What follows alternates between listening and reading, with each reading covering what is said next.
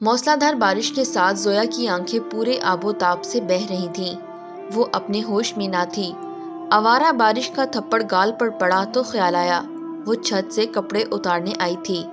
تیز دھڑکتے دل کے ساتھ ساکن جسم کو جھنجھوڑ کر کپڑوں کو رسی سے اتارنے بھاگی۔ وہ پوری طرح بھیگ چکی تھی۔ کوئی دیکھ کر بھی اندازہ نہیں لگا سکتا تھا کہ اسے بارش نے بھگویا ہے یا آنکھ کے آبشار نے۔ تیز تیز قدموں سے سیڑھیاں اترتی ہوئی کمرے میں داخل ہوئی۔ کمرے میں ایک طرف کپڑے پھیلا دیے اور پلنگ پر جا لیٹی۔ منہ تکیے میں ڈالے ماضی کی عوارض پلٹنے لگی۔ کب سے کال کر رہا ہوں، کہاں ہو تم؟ مانی بتایا تو تھا آپ کو، امی کے ساتھ اسپتال جانا تھا اس لیے کال نہیں اٹھا سکی۔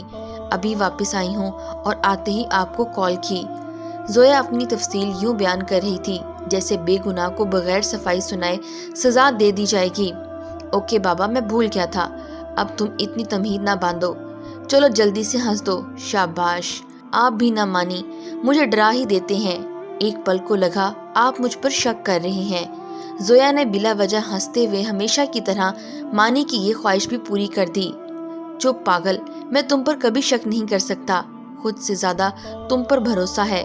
مانی کا ایسا اعتماد دیکھ کر زویا تو ہواؤں میں اڑنے لگی تھی۔ کئی گھنٹے باتوں کا یہ سلسلہ چلتا رہا اور وقت کا پتہ ہی نہ چلا کب دوپہر شام میں ڈھل گئی۔ اچھا سنو جان، پھر بات کروں گا، امی کی کال آ رہی ہے۔ یہ کہہ کر مانی نے باتوں کا سلسلہ منقطع کر دیا، لیکن زویا ابھی بھی مانی کی شوخ باتوں کی گرفت سے نکل نہ سکی تھی۔ نکلتی بھی کیسے، وہ اپنی روح تک مانی کے حوالے کر چکی تھی۔ مانی اور زویا دو جسم ایک جان تھے، ایک کو درد ہوتا دوسرا اپنے آپ تڑپ اٹھتا۔ نہ کبھی دیکھا نہ کبھی ملے، یہ رشتہ اندھی محبت کی پٹی باندھے چلا جا رہا تھا۔ وہ ایک دوسرے کے لیے کھلی کتاب تھے، ایک لفظ کا بھی اضافہ یا کمی ہوتی تو دونوں کو اس کا علم ہوتا۔ مانی اسلام آباد کے پرسکون ماحول میں رہنے والا برگر فیملی کا خوبصورت شہزادہ تھا۔ سٹائلش ڈریسنگ، MBA سے فراغت پا کر نجی کمپنی میں مارکیٹنگ سپروائزنگ کے شعبے سے وابستہ تھا، جبکہ زویا کراچی کے متوسط طبقے سے تعلق رکھنے والی معمولی شکل صورت کی مالک تھی۔ حال ہی میں MA اردو کے پیپرز دیے تھے۔ مانی دوستانہ، شوخ مزاج، ہر ایک سے بے تکلفانہ انداز سے ملتا۔ لڑکا ہو یا لڑکی، بچہ ہو یا بڑا، سب سے ایک جیسا رویہ برتتا۔ دوسری طرف زویا خوابوں کی حقیقت ماننے والی لڑکی تھی۔ شہروں کی دوری کے باعث ملنے میں تاخیر ہونا قابل قبول تھا، لیکن زویا کے اسمارٹ فون کی محرومی نے انہیں اب تک ایک دوسرے کی صورتوں سے بھی نا آشنا رکھا ہوا تھا۔ مانی، ایک بات بتائیں گے؟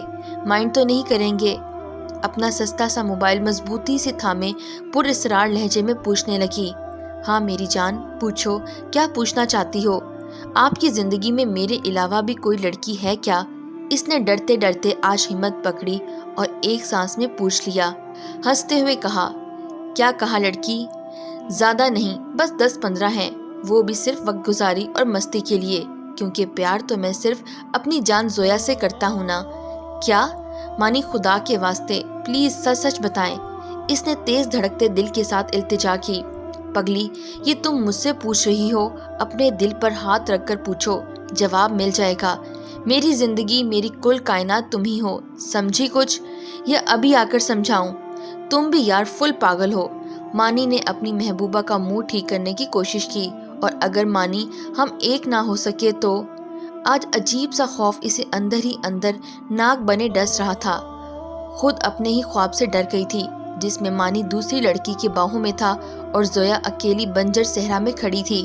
اس نے اپنا خواب مانی کو بتانا چاہا، لیکن نہ جانے کس نے اسے روک رکھا۔ زویا میری جان، آج تمہیں کیا ہوا ہے؟ مجھے نہیں پتا کیا ہو گیا ہے اور کیا نہیں، میں اتنا جانتا ہوں تم صرف میری ہو، اور دوبارہ ایسی بکواس کی تو میرا مرا ہوا منہ دیکھو گی۔ آخر مانی کے صبر کا مادہ آتش فشاں بن کر بھڑک اٹھا۔ پلیز مانی، ایسا نہ بولیں، اگر آپ کو کچھ ہو گیا تو میرا کیا ہوگا؟ ابھی اس نے اپنی بات مکمل بھی نہ کی تھی، آنکھوں نے موٹے موٹے آنسو کے ریلے برسا دیے۔ او ہو یار، اب تم رونا بند کر دو پلیز۔ اچھا میری جان، سوری، آئندہ ایسا کچھ بھی نہیں کہوں گا۔ خاصی دیر تک مانی اس کو سمجھاتا رہا، اور کب وہ روتے روتے ہنسنے لگی اس کو پتہ بھی نہ چلا۔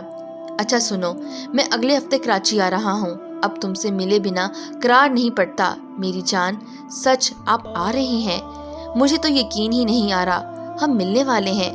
کب سے تڑپ رہی ہوں آپ کو دیکھنے کے لیے، آپ سے ملنے کے لیے، وہ بنا سوچے سمجھے بولی جا رہی تھی اور مانی چپ سادے اس کی سنتا رہا۔ آخر وہ دن بھی آ پہنچا جب ساحل کے کنارے دونوں ہاتھوں میں ہاتھ لیے ننگے پاؤں ریت میں اپنے مستقبل کے خواب سجا رہے تھے۔ سمندر کی شور مچاتی لہریں اور ان کی بے ساختہ ہنسی نے شام کی رنگینی کو مزید سرمائی بنا دیا تھا۔ جان، مجھ پر بھروسہ کرتی ہو نا؟ تو آج ہمارے درمیان حائل اس دوری کو مٹ جانے دو۔ لیکن نکاح کے بغیر کیسے مانی؟ ارے پگلی، آج کل سب ایسے ہی کرتے ہیں اور ہم جلد نکاح کر لیں گے۔ سمندر کے قریب ہی ہوٹل کے ایک ایسے کمرے میں پہنچے جہاں سے سمندر کا پانی ٹھاٹے مارتے نظر آ رہا تھا۔ مانی نے زور سے زویا کا ہاتھ پکڑ کر اپنے قریب کیا تاکہ اپنی باہوں کی آغوش میں لے سکے۔ مانی، مجھے بہت ڈر لگ رہا ہے، ہم کچھ غلط تو نہیں کر رہے نا؟ زویا نے رونی سی صورت بنا کر معصوم سا سوال کیا۔ نہیں میری جان، ڈرنے کی ضرورت نہیں، میں ہوں نا۔ پلک جھپکتے ہی دونوں ہم بستر ہوئے۔ آسمان کی چادر رات کی سیاہی اوڑھ چکی تھی۔ رات ڈھلی اور چڑھتے سورج کے ساتھ ہی مانی اسلام آباد روانہ ہو گیا۔ آپ نے امی سے ہمارے رشتے کی بات کی؟ وہ کب آ رہی ہیں؟ یار کیا تم ہر وقت ایک ہی بات کرتی ہو؟ کبھی تو رومانٹک ہو جایا کرو، مانی نے بیزاری سے جواب دیا۔ مانی، آپ کیوں نہیں سمجھ رہے؟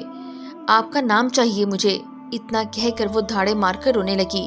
تنگ آ گیا ہوں اب تمہارے اس روز روز کے رونے سے۔ اچھا سنو، بعد میں بات کرتا ہوں، امی کی کال آ رہی ہے۔ کتنی دیر سے آپ کا نمبر مصروف جا رہا ہے، کس سے بات کر رہے تھے مانی؟ وہ سب چھوڑو، اس وقت کال کیوں کی ہے؟ مجھے بہت نیند آ رہی ہے۔ کیا ہوا ہے مانی؟ مجھ سے دل بھر گیا ہے آپ کا۔ میں جب کال کرتی ہوں آپ کوئی نہ کوئی بہانہ بنانے لگتے ہیں، پھر بکواس شروع کر دی، اسی لیے میں تم سے بات کرنا نہیں چاہتا۔ جلدی بتاؤ کیوں کال کی ہے؟ مانی، آپ نے جیسا چاہا میں نے آپ کا ساتھ دیا، ہم نکاح کب کریں گے؟ پلیز مجھے معاف کر دو، لاکھ کوشش کے باوجود بھی امی نے منع کر دیا ہے۔ میں تمہارا مجرم ہوں لیکن بہت مجبور ہوں، یار تم سے نکاح نہیں کر سکتا۔ مانی نے یہ کہہ کر کال رکھی بھی نہ تھی کہ زویا کے کانوں سے آواز ٹکرائی۔ آخر مانی، تو کتنی لڑکیوں کے مزے لوٹے گا؟ تو جانتا ہے اپنا سٹائل، جب تک ایک دو شکار نہ کر لوں سچی سکون نہیں ملتا۔ اور رہی بات زویا کی، یہ تو پاگل ہے پوری۔ زویا کے ہاتھ سے موبائل زمین پر جا گرا، وہ بلبلا کے روتی رہی، لیکن دوسری طرف اس کی آواز سننے والا کوئی نہ تھا۔ وہ روتی بلکتی جائے نماز پر جا بیٹھی اور سجدے میں سر جھکائے اپنے اللہ سے معافی مانگنے لگی۔ روتی روتی وہیں سو گئی۔ آنکھ کھلی تو اس کا دل کیا اپنی جان لے لے۔ اس کے دل میں سوالوں کا انبار تھا۔ آخر یہ میرے ساتھ ہی کیوں ہوا؟ کیا مجھے مر جانا چاہیے؟ کیا میں واقعی بری لڑکی ہوں؟ کیا میں پاگل ہوں؟ اس کو کچھ سمجھ نہیں آ رہا تھا۔ وہ اٹھ کھڑی ہوئی اور تھوڑا حلیہ درست کر کے گھر سے نکل پڑی، کیونکہ ابھی اس میں گھر والوں کا سامنا کرنے کی ہمت نہیں تھی۔ کئی گھنٹے وہ شہر کی دھول چاٹتی رہی، پھر تھک ہار کر گھر کا رخ کیا۔ اب یہ زویا کا روز کا معمول بن گیا تھا، ہر نماز میں اللہ سے اپنی کوتاہیوں کی معافی مانگنا، پھر رات بھر تکیے میں چھپے روتے رہنا اور صبح ہوتے ہی گھر میں جاب ڈھونڈنے کا بہانہ بنا کر نکل پڑنا۔ ایسے ہی کئی دن سے ہفتے گزرے اور ہفتوں سے مہینے۔ اس کی سوچوں میں بس اس حد تک تبدیلی آئی تھی کہ وہ کسی کے لیے اپنی جان نہیں لے گی۔ 2 سال پہلے بیتے ماضی کے زخموں کو اس بارش نے پھر سے ہرا کر دیا تھا۔ سوچوں کی بھنور سے باہر تو آ گئی، لیکن شاید اس کی روح وہیں کہیں بھٹک رہی تھی۔ وہ دل برداشتہ تھی لیکن بزدل نہیں تھی۔ اسے اب اپنی زندگی سے پیار نہیں تھا، لیکن جینا بھی تو نہیں چھوڑ سکتی تھی، کیونکہ وہ اس بات کو مانتی تھی کہ اللہ نے ہر انسان کو کسی نہ کسی مقصد کے لیے پیدا کیا ہے، اور وہ بس اسی تلاش میں تھی کہ آخر اس کی زندگی کا مقصد کیا ہے۔ وہ محض اس لیے دنیا میں نہیں آئی کہ کوئی اس کی روح کو کچل کر چلا جائے اور وہ خود کو فنا کر بیٹھے گی۔ وہ کبھی ایسی نہیں تھی، تو اب کیسے بن جاتی؟ ایسی کہ دنیا اس کے مرنے پر تھو تھو کرے۔ وہ ظاہری طور پر ڈرپوک تھی، لیکن اس کے اندر ایک مضبوط لڑکی تھی، کیونکہ جو اس کے ساتھ ہوا وہ برداشت کرنا کسی معمولی لڑکی کا کام نہیں ہو سکتا۔ یہی وجہ تھی کہ آج وہ ایک کالج میں اردو کی لیکچرار تھی۔ شاید اس نے اپنے احساسات پر قابو پانے کے لیے خود کو مصروف کر لیا تھا، یا شاید ماضی کی تلخ حقیقت کو بھول جانا چاہتی تھی، لیکن یہ سچ تھا کہ وہ چاہتے ہوئے بھی اس حقیقت سے منہ نہیں موڑ سکتی تھی۔ آج گرمی کی شدت بہت تھی، کالج سے واپسی میں پیدل چلتے چلتے وہ ایک ہاتھ سے اپنا پسینہ صاف کرتی تو دوسرے ہاتھ سے پانی بوتل منہ سے لگائے پیاس بجھا رہی تھی، لیکن گرمی کی تپش میں پانی پینا بھی بے معنی لگ رہا تھا۔ اللہ اللہ کر کے بس اسٹاپ تک پہنچی تو لمحہ بھر کو سکون ملا۔ وہ منہ ہی منہ میں بولی، اللہ تیرا شکر ہے، اسٹاپ تو آیا، اب یہ مصیبت بس کب آئے گی؟ ابھی وہ انہی سوچوں میں تھی کہ اس کی نظر ایک فقیرنی پر پڑی جو ایک ہاتھ سے محروم تھی اور اس سے تھوڑی ہی فاصلے پر کھڑی بھیک مانگ رہی تھی۔ غالباً راہ چلتے کسی لڑکے پر بھڑک بھی اٹھی تھی۔ الو کا پٹھا، او کتے کے بچے، مر جا کر کہیں، کیڑے پڑے تیری قبر میں۔ اس کی آواز میں اچانک تیزی آ گئی تو زویا سے رہا نہیں گیا۔ وہ آگے بڑھ گئی اور فقیرنی سے لڑکے پر بھڑکنے کی وجہ جاننا چاہی، جو ابھی بھی وہیں کھڑا ہنس رہا تھا۔ کیا ہوا؟ آپ اس طرح گالیاں کیوں دے رہی ہیں؟ کوئی مسئلہ ہے؟ زویا کے لہجے میں اپنائیت دیکھ کر وہ عورت بولی، بی بی جی، یہ کمینہ انسان مجھے بھیک دینے کے بہانے پاس آ کر میرے جسم کو چھو رہا تھا۔ ہم بھیک مانگتے ہیں لیکن کبھی اپنی عزت خراب نہیں کری۔ ابھی اس کی بات جاری تھی کہ لڑکا بول پڑا، چل جھوٹی، مجھے اپنے ساتھ لے کر جانا چاہتی تھی غلط کام کے لیے، میں نے منع کیا تو مجھ پر الٹا الزام لگاتی ہے۔ یہ سنتے ہی فقیرنی آگے بڑھی اور زمین سے پتھر اٹھا کر اس لڑکے کے سر پر دے مارا۔ کمینے کتے، میں تجھے لے جانا چاہتی تھی۔ لڑکے کے سر سے خون نکل آیا اور وہ وہاں سے فرار ہو گیا۔ دیکھا بی بی جی اب کیسے بھاگا؟ یہ مرد ذات بہت بری ہے، یہ ہم جیسے اپاہجوں کو بھی نہیں چھوڑتی، آپ لوگوں کو تو اللہ ہی بچائے۔ یہ کہتے ہوئے فقیرنی نے زویا کے سر پر ہاتھ رکھا اور آگے چل دی، لیکن زویا وہیں کھڑی رہی جیسے اس پر سکتہ طاری ہو گیا ہو۔ اسے یوں لگا جیسے ماضی نے پھر اس کے منہ پر تھپڑ مارا ہو۔ اس کیفیت کے ساتھ بس میں سوار ہوئی اور گھر آ پہنچی۔ آج پھر مصلے پر کئی گھنٹے بیٹھی رہی اور روتی رہی اور دعاؤں کے ساتھ ساتھ اللہ کا شکر بھی ادا کرتی رہی۔ اے اللہ، میں تیرا جتنا بھی شکر ادا کروں کم ہے، تو نے مجھے مکمل پیدا کیا، میرے ہاتھ پاؤں میرا جسم مکمل دیا، میں تیرے گناہ گار ہوں، مجھے بخش دے، میں کیوں کمزور ہوں اللہ۔ اور وہ ایک معذور عورت مجھ سے بہتر، مجھ سے مضبوط کیسے ہے؟ وہ کیسے ہو سکتی ہے مجھ سے مضبوط؟ اس کا تو وجود بھی نامکمل ہے، پھر اس کے اندر اتنی ہمت کیسے دی تو نے؟ اے میرے اللہ، مجھ میں بھی وہ ہمت دے جسے پا کر میں ہر اس تکلیف سے نجات پا سکوں جو مجھے اس انسان کی یاد دلاتی ہے۔ میں نے ایسے انسان سے پیار کیا جو انسان کہلانے کے لائق نہیں، مجھے معاف کر دے میرے رب، تو سب جانتا ہے۔ آج مجھ میں اتنی ہمت دے کہ آج کے بعد میں پھر کسی سے دھوکہ نہ کھا سکوں، میں کسی کے لیے کچھ کر سکوں۔ مجھے میرے جینے کا مقصد سمجھ آ گیا ہے۔